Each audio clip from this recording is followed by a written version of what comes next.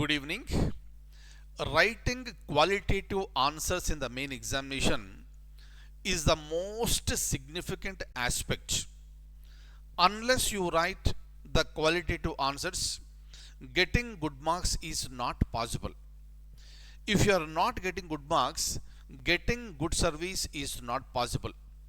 That is the reason why in the main examination, maybe this is for civil services examination or the main examination at the state level with respect to group 1, writing better answers and qualitative answers is the most important aspect. In this particular session, let's look at a topic under governance. I will be showing you certain questions and I will be explaining you how to write answers for this. Kindly remember, writing answer is not a child's play. This is not the degree examination, this is not the intermediate examination. Here, the Service Commission will be looking at the quality of the answer. But how to write that quality answer is really very important aspect, and that is what we are focusing in today's session.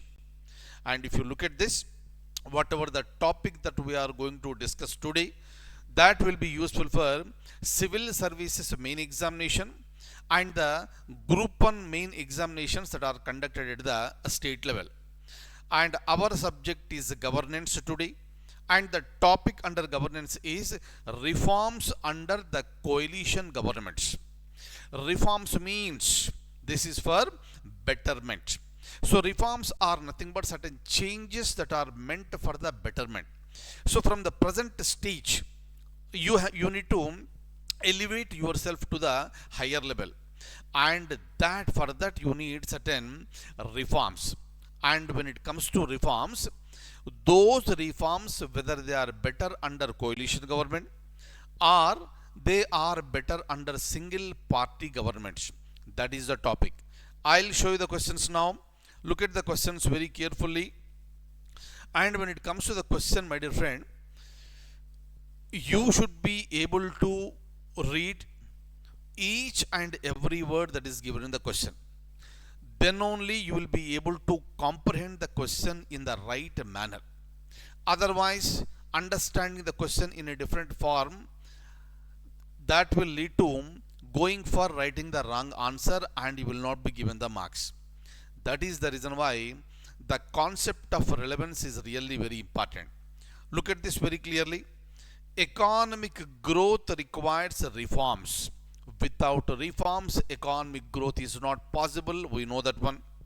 And such reforms are better under coalition government rather than the single party government. And you are supposed to discuss this. Kindly remember, when you are writing the examination, you will be coming across with certain keywords like discuss, explain, criticize, comment, critically analyze, critically evaluate. Like this, various words are coming into the picture.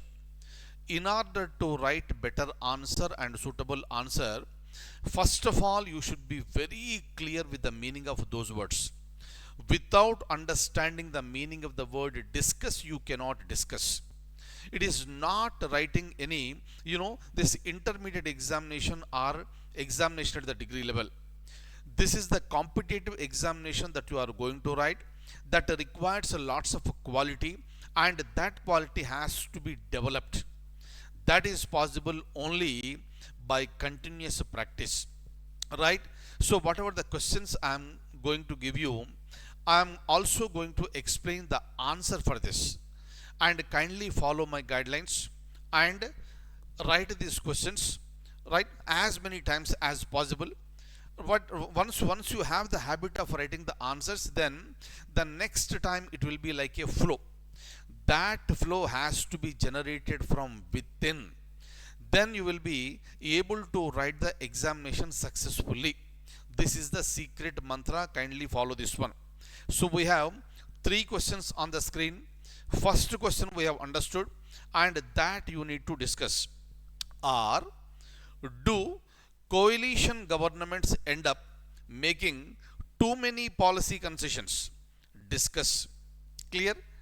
Third one, do coalition governments slow down the economic reforms agenda? And again, you have been asked to discuss.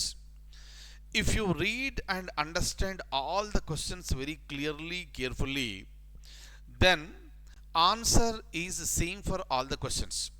Clear? But how to write answer, that is very, very important.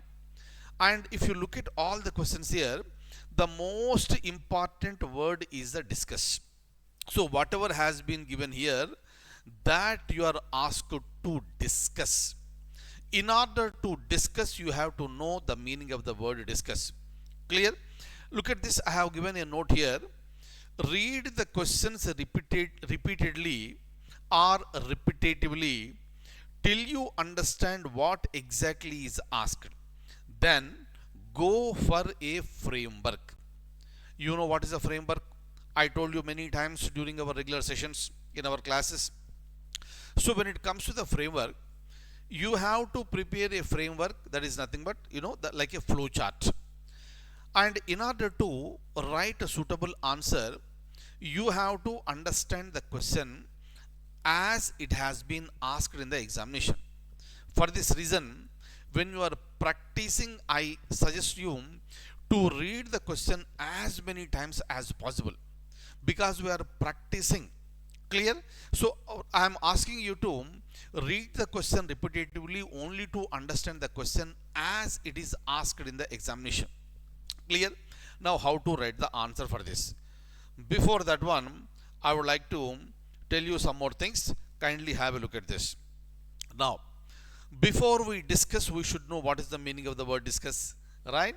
So tomorrow in the examination, whenever you come across with the word discuss, you have to make the arguments. Arguments must be presented for and against. Very, very, very important one. So whatever may be the subject over there, when you have been asked to discuss, you have to present for and against that particular topic. Then you need to take a side and needs to be concluded properly. First of all, you are giving the arguments for, arguments against. Then you have to take a side. Am I clear? Right? Then you have to conclude very properly. Along with that one, appropriate evidences must be provided. Clear? For example, if you go back to the previous page, right? Don't mind, I am taking back to the previous page only to show you the question. Please write down the questions if you want. Now the question is related to the reforms. And the questions are related to reforms are better under coalition governments rather than the single party government. You know what is single party government, you know what are the coalition governments. But whatever may be the government, those governments will go for the reforms. Clear? And reforms are always for the betterment. But where exactly the reforms are better, whether it is under coalition governments or under single party government. If you look at India starting from the beginning, we have majority party governments. So starting from the year where we have conducted our elections for the first time, 1951-52, Shri Jawaharlal Nehru became the Prime Minister, and that was the majority government. Meaning single party formed the government by getting the majority in the Lok Sabha. But over a period of time, what happened? No party was able to get the majority. That is the reason why different political parties have come together and they formed into groups called coalition. They formed the governments. So if you observe very clearly, in the coalition government you have minimum 2 political parties in the government. So the number may be 3, 4, 5, 6, 7 or 10. There is no limitation. But the minimum number of parties must be 2. The point here is that if you have a single party government, say for example, the Congress was in the government in the beginning. So obviously the Congress party used to take all the decisions. It need not depend on any political party.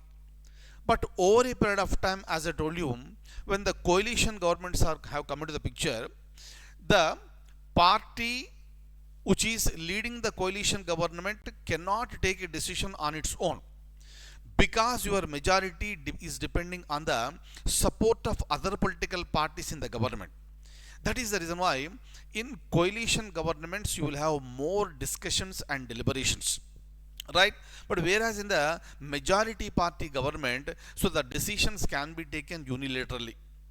There is no necessity to discuss with other political parties because you got the majority on your own, right? But here what is happening, we are discussing regarding the decisions taken by the government in coalition and also with respect to single party government, right? So where exactly the reforms can be made more effective, right? So in order to discuss this one, first of all you have to write arguments for and against. After that one you have to take the side. You can take the side of coalition government, you can take the side of single party government, that is up to you, nobody is bothered. But when you are concluding, you have to conclude with proper evidences. So with respect to reforms, what exactly happened during single party government? With respect to reforms, what exactly happened during coalition governments? These are the important aspects for the examination. Based on this particular logic, you have to conclude your answer effectively and properly. Kindly remember, in the beginning we are going to speak for and against. Then you have to take one side along with the evidences, then conclude effectively. That is the meaning of the word discuss. Am I clear? So hopefully, so you have noted down these questions, right? So now we know the meaning of the word discuss. We have already discussed, right? Note, answer must be relevant to the question. I'll tell you how to write the relevant answer. Word limit must be kept in mind. Please don't go beyond the word limit. This is really very, very important. Clear? If possible, you can write down, plus or minus 10 words. Clear? So you have to keep the word limit in mind. Next, you should know the difference. In order to write the answer for the questions that I have shown you just now, you should know the difference between coalition government and single party government and how exactly they function. Only after you know how exactly these governments will function, then you will be in a position to write an answer effectively. Am I clear? Now we know the questions. We need to write the answer. You know the meaning of the word discuss, and we also kept the word limit in mind. Let's try to answer these questions. Look at this. Kindly remember, when you are writing an answer, you are beginning the answer. That is the introduction. In the last paragraph, you are giving the conclusion. Both introduction and conclusion must be as effective as possible. That should be like punches. Clear? Plus, the body that you are writing, every sentence must be relevant. Every word must be relevant. Don't repeat the sentences, don't repeat the words. Clear? Very important. Let's look at the answer now. Economic growth requires reforms. Meaning, in our question we have clearly seen with respect to reforms and also with respect to coalition governments. So this you have to club and present in the form of the answer. Economic growth requires reforms, and the reforms requires decisiveness, and that decisiveness in turn requires a single party majority government.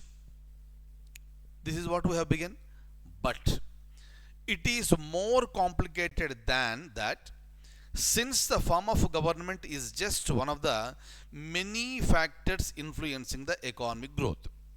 whether you have single party government or coalition government, that is one of the many factors with respect to the economic growth. Clear? Very, very, very important one. This is the reason why what exactly you write in the introduction is really very important. Just by reading the first statement, you cannot come to a conclusion that I am supporting the single party. You have to read the whole paragraph to understand what exactly we are going to present in the answer. Am I clear? Very, very, very, very important. Meaning is simple. Just because I have single party majority government in the power, it does not mean they will be taking the decisions very, very wisely. Something will go wrong. Something may go wrong. I need to produce the evidences to support this. That is the meaning of the word discuss. Clear? So this is the beginning. So the process of liberalization of economy tentatively began under the Janata Party government. Please remember, my dear close friends, large number of people even today, they think that whenever I say economic reforms, we come across with the 1991. So we link economic reforms with the year 1991, but what we need to understand is that the economic reforms began much before 1991. In fact, that has been started with the Janata Party government, 1977. Of course, that was a short-lived government, followed by Srimati Indira Gandhi government. She was the Prime Minister. But during her term, from 1980 to 1984, Srimati Indira Gandhi was so busy in tackling the problems of the, this Khalistan, right? You know what exactly is this. After her unfortunate assassination on October 31st, 1984, Rajiv Gandhi became the Prime Minister, and the House was dissolved and the elections were conducted, and Congress party got a thumping majority, landslide victory, and it crossed the 400 mark in the 1984 election. Clear? So when you have so much of majority in the Lok Sabha, in the parliament, obviously literally you can do anything you like. But what happened? Let's see here. Right? So but the economic reforms started during Janata Party government, taken forward by the Congress party under the leadership of late Shri Rajiv Gandhi, and then by National Front government. Clear? Later, the minority government headed by Shri P.V. Narasimha Rao introduced the economic reforms fully. So whatever the economic reforms of 1991 we have discussed earlier, those economic reforms were fully implemented by Shri P.V. Narasimha Rao government. But please remember, the reforms era began during the Janata Party government, continued by Congress party. But how Congress party could not do it and why it could not do it, that we'll understand. Then later what happened? It has been accelerated under the United Front government. During our Indian polity classes, I mentioned very clearly regarding the Congress party government, followed by this Janata Party government, again by Congress party government, National Front government, again minority government headed by late Shri P.V. Narasimha Rao, followed by United Front government. Then comes Shri Atal Bihari Vajpayee, followed by 10 years UPA government headed by Manmohan Singh, followed by NDA government since the year 2014. All these must be kept in mind, right? Everything you are not going to write in the examination, but if you have this flow in your mind, it becomes easy for your presentation. Clear? Now, so this is the beginning of our answer, and you keep looking at the question. You have already noted down the question. Look at this. So there has been a great deal of continuity between the governments and their policies, and one has not seen any major reversals. Basically what will happen, today you have a government, later you will come across with another government. Just because a party that is there in the government has changed, it does not mean that it must change all the policies of the earlier government. Whether it is the earlier government or current government or future government, every government is working for the welfare of the people, and every policy is aimed at the welfare of the people. That is the reason why we have not seen major reversals when new government is formed. Clear? Policy has been gradual and incremental since the year 1991. Though the economic reform started during the time of the Janata Party, it has been fully implemented in 1991. So that became gradual and incremental over a period of time. Clear? Public bargaining between parties signals that different viewpoints are being heard and accommodated. Just let me tell you one example. We have GST today, and GST came into force in the year 2017, but the process began during the year 2000, right? So if only one party can take the decision, then obviously it would have taken a decision. But that party that was there in the power, maybe in the year 2000 or 2004 to 2014, they could not take the decision unilaterally because they were depending on other political parties for the survival. And that is one reason which led to the discussions and deliberations. And finally, so we came out with the GST in the year 2017. This is what exactly happens with the coalition governments. Clear? Voices can be heard, right? Coalitions over a period have institutionalized certain decision making mechanisms which accommodate different voices. This is the biggest advantage with the coalition governments. If the leading party in the coalition wants to take certain decision, that is not easily possible in coalitions, because the coalition partners will have their own views, and every partner wants that its party's voice should be heard. That is the reason why, though there is a delay in decision making, those decisions are considered to be effective. Very, very, very, very important. My dear friends, hope you are following this one. Next, when it comes to the reforms, including economic reforms, coalition governments have worked better. I am taking aside now coalition governments. In contrast, in a single party government, there have been decisions such as the formulas. Right? If you look at last time, during the 17th Lok Sabha, BJP on its own got 303 seats. And it started taking certain decisions unilaterally. Example, formulas. But what happened? There was so much of opposition. There was so much of opposition even from the various political parties. Is that clear? Very important. Right? So which were taken without getting everyone on board. Meaning that decisions with respect to formulas have been taken by the party that is there in the power without taking every other political party on the board. Something like would not have probably happened in a coalition because there would have been a greater dialogue. And if you compare the last time government, current government, definitely the current government must discuss with its coalition partners. Unlike last term, I am clear, because now you have a coalition government. Very, very, very, very important. I am showing you the evidences here. Right?